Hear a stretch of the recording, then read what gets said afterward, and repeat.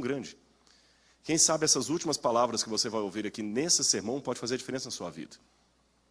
E para não ficar só com a minha história, eu queria contar a história de um outro homem que seguiu a prática cristã de lançar o pão sobre as águas. O nome dele, Nicholas Wilton.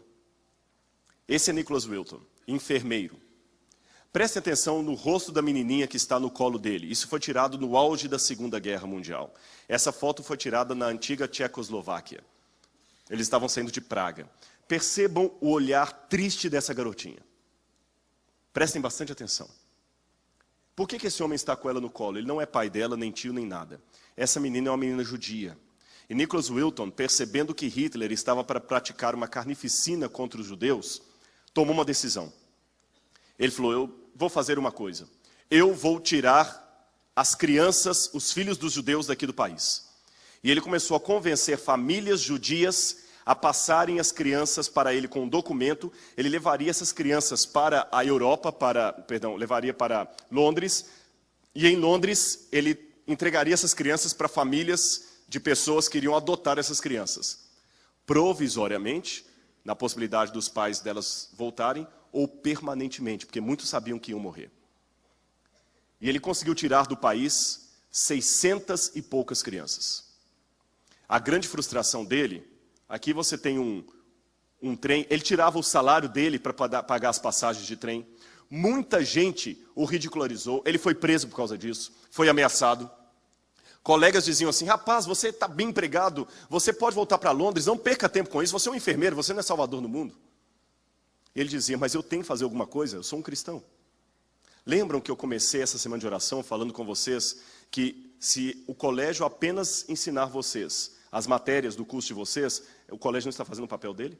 Lembra que eu falei por que nós temos uma semana de oração aqui? E o dia que essa escola não tiver mais espaço para uma semana de oração como esta, sinceramente, eu vou dar aula em qualquer lugar, menos no NASP. Eu acredito que eu posso falar por vocês também. Vocês vão fazer qualquer coisa, menos trabalhar aqui. Tem que ter um diferencial. Lembra da historinha que eu contei na segunda-feira do homem que ia falar sobre educação e recebeu o bilhete daquele que desconfiava da educação? E pediu, quando estiverem educando os jovens, não formem apenas monstros com diploma na mão, mas pessoas que queiram transformar o mundo. A escola aqui não quer fazer apenas fisioterapeutas, nutricionistas, psicólogos, contadores, não interessa qual o seu curso. Não é só isso que a escola quer formar. Ela quer formar pessoas que também sejam bons profissionais e candidatos ao céu. É esse o motivo dessa escola. Por isso que você tem aula de Bíblia, tem oração, tem pessoas que oram com você, por você ou a despeito de você. Porque às vezes muitos não aceitam aula de religião. Muitos falaram com o Nicholas Wilton, bobagem, rapaz, ganha seu dinheiro, a vida é isso aqui, depois morre, acaba tudo. Mas ele arriscou, ele colocou em prática aquilo que Jesus mandou. E às vezes o que precisamos no mundo é cumprir o que disse um dos poemas de Edvard Guest, é botar em prática o que ninguém está colocando. Muitas pessoas diziam que não dava para fazer, mas aquele homem decidiu fazer aquilo que não dava para fazer. Muitos disseram, você é um louco, ninguém conseguiu, você jamais conseguirá. Mas ele tirou o chapéu, sorriu, colocou o capote num canto e continuou fazendo aquilo que não dava para fazer. E no final do dia ele fez. Nicholas Wilton fez o que não dava para fazer. Ele foi tirando as crianças dali. A grande frustração dele, aqui estão as listas das crianças, o nome dos pais, o endereço original, o endereço em Londres. A grande frustração dele é que ele conseguiu tirar 2 comboios, 2 trens de ferro lotados de crianças. O terceiro ele não conseguiu porque a Gestapo interceptou esse trem e as crianças foram para o campo de concentração e morreram na câmara de gás. E ele guardou tudo num álbum de recortes. Essa lista, ele era muito organizado, com o nome das crianças datilografado ali. Ele guardou não apenas a lista, mas além dela a fotografia das crianças, cartas dos pais que agradeciam a ele pelo que ele havia feito, cartões originais das crianças. E depois a guerra acabou, a maioria daqueles pais morreram, aquelas crianças acabaram ficando nas famílias adotivas.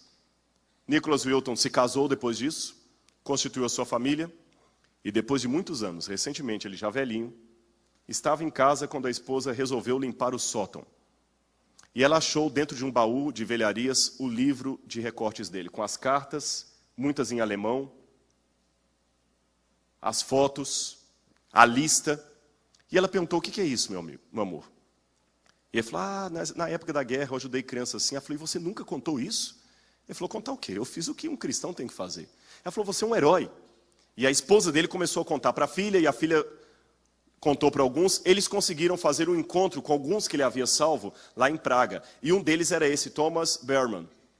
Thomas Berman está ali segurando o cartão original que ele foi embora de Praga junto com Nicholas Wilton.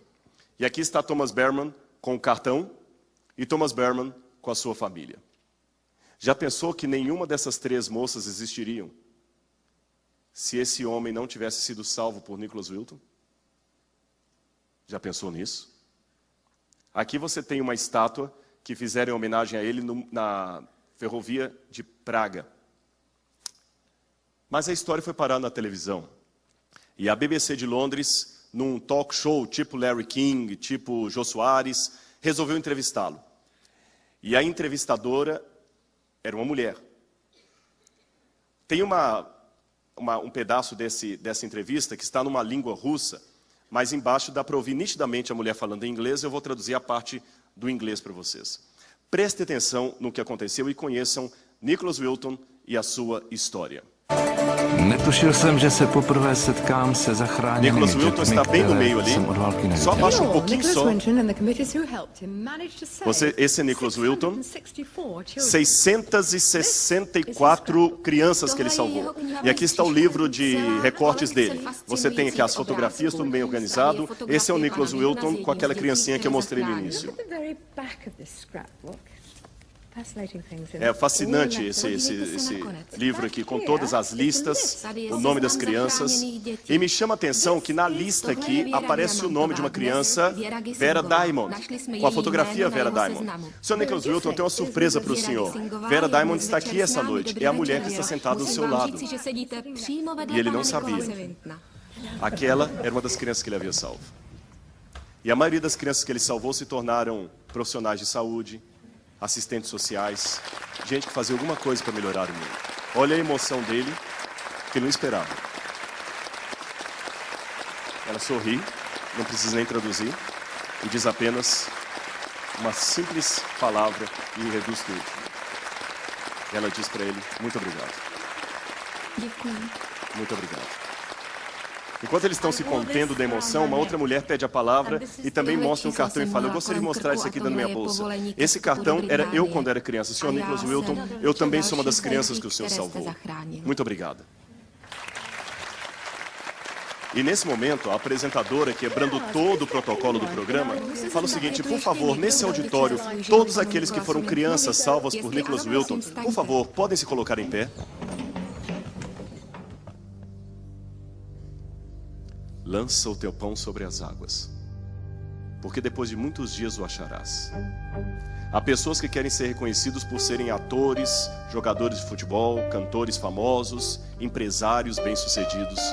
Eu tomei minha decisão.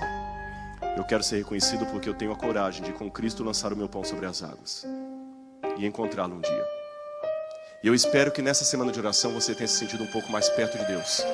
E tenha entendido que, apesar de ser apenas mais uma escola com curso superior, você não está estudando aqui por acaso. Mesmo você professor, eu gostaria de falar com você. Talvez você mandou o seu currículo, você nem é